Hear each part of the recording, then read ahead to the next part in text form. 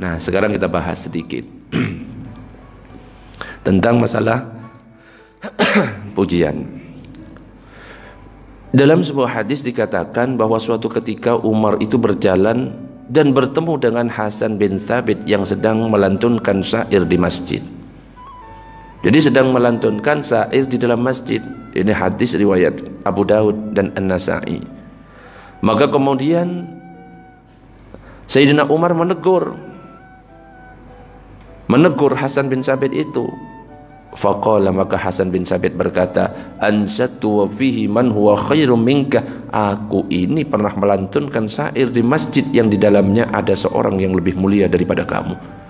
Jadi Sayyidina Umar, ngapain kamu kok malah bersair di dalam masjid? Ditegur.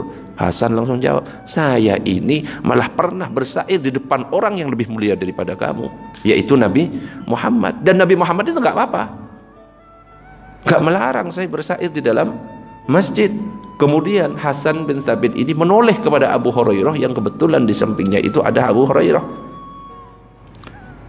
Kemudian berkata, saya bersumpah kepadamu dengan nama Allah, hai Abu Hurairah, pernahkah kamu mendengar Rasulullah berkata kepada saya, hai Hasan, balaslah syair orang-orang kafir untuk membelaku.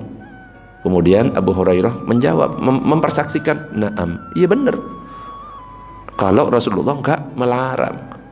Akhirnya dari hadis ini para ulama kita itu berpendapat boleh bersair atau melakukan pujian antara azan dan iqamah. Yang penting jangan sampai mengganggu, teriak-teriak, ya.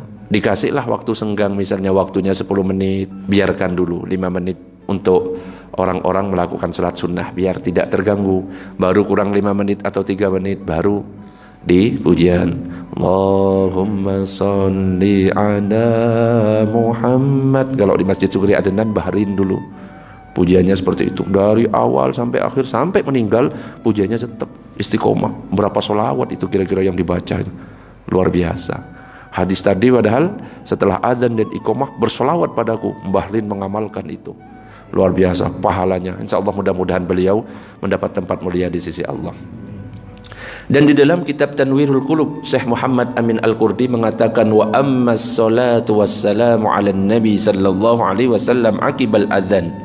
Adapun membaca solawat dan salam atas Nabi setelah azan, kalau dalam bahasa Jawa pujian dengan cara bersolawat antara azan dan iqamah itu, faqad sarrahal asyyahu bisunniyatihima.